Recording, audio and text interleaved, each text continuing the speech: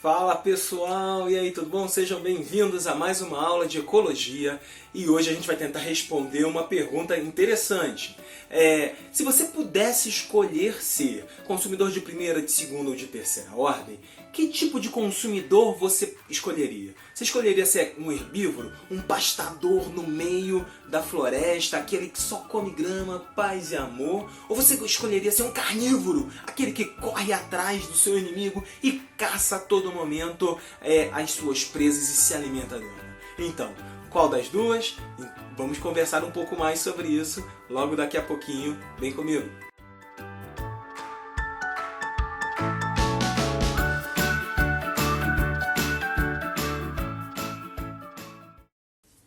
Então, vamos tentar responder logo de cara a pergunta: o que é uma pirâmide ecológica?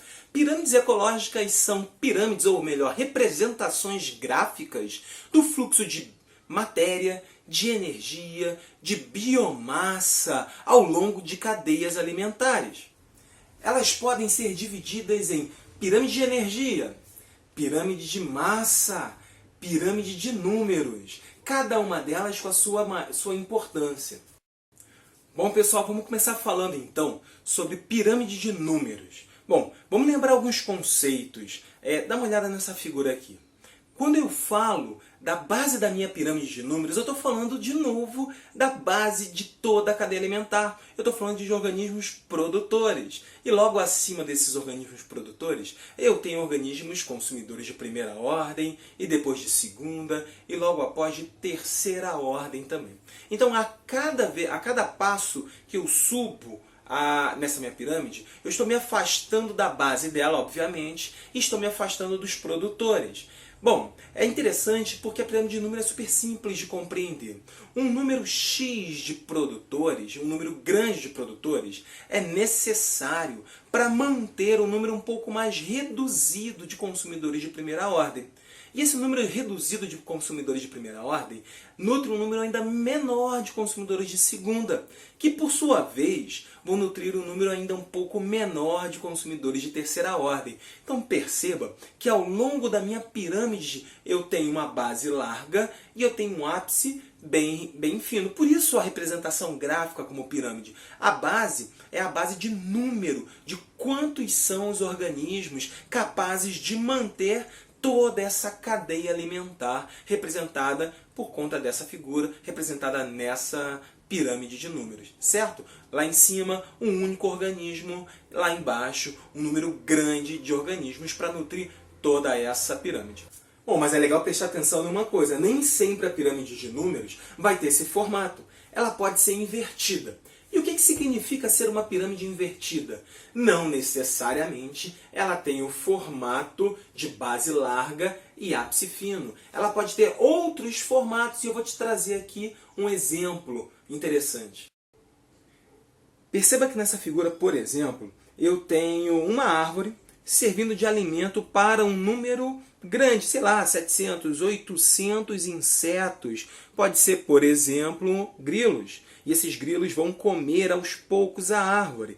E quem come grilo, eu estou falando de um pássaro qualquer. Esse pássaro qualquer pode se alimentar dos grilos. E aí eu estou falando de, sei lá, 800 grilos, dando alimento para 10, 12 pássaros. Então aqui eu tenho uma pirâmide onde a base é curta, o centro é largo e o ápice é bem curtinho também. Existe uma outra pirâmide de números interessante, que ela é uma pirâmide totalmente invertida, que é uma pirâmide de parasitas. Então perceba que na pirâmide de parasitas eu posso ter uma árvore, e aí vivendo nessa árvore eu tenho, sei lá, 5 macacos. E quantos piolhos vivem em cada macaco?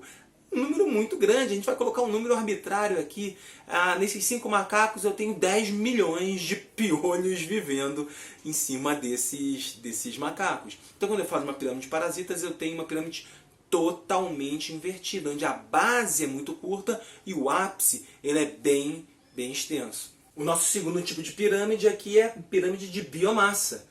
A pirâmide de biomassa ela indica a massa corpórea de um nível trófico. E essa massa corpórea ela pode ser medida por gramas por metro quadrado ou quilogramas por metro quadrado. E eu estou sempre falando de uma massa seca.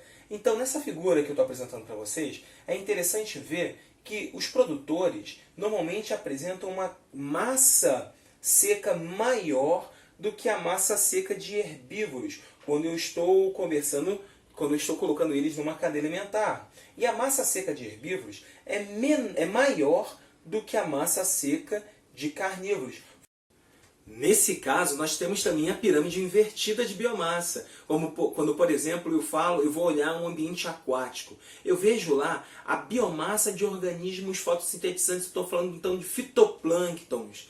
E a biomassa dos organismos que comem esse fitoplâncton, que são os zooplânctons. A biomassa de zooplânctons é muito maior do que a biomassa de fitoplâncton, porque o fitoplâncton ele não é comido por total, ele é comido parcialmente, então ele se regenera e consegue nutrir um número maior de organismos consumidores primários. Então, dessa forma, eu tenho uma pirâmide focada para baixo, virada para baixo, com sua base mais fina e seu ápice mais largo.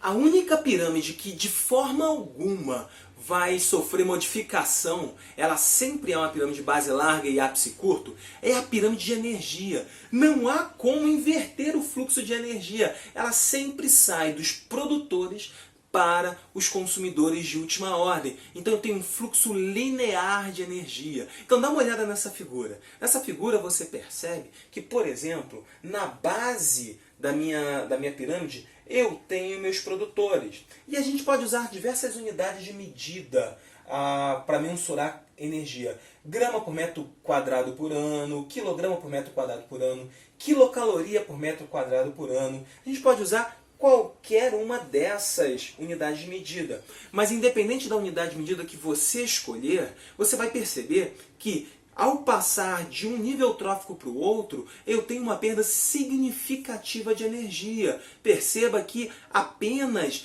10% de toda a energia de um nível trófico consegue ser transferida para o próximo.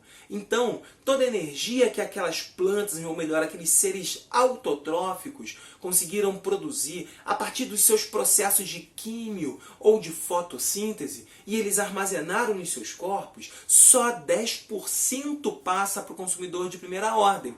E 10% da energia desse consumidor de primeira ordem consegue passar para o consumidor de segunda. E só 10% do consumidor de segunda passa para o consumidor de terceira ordem.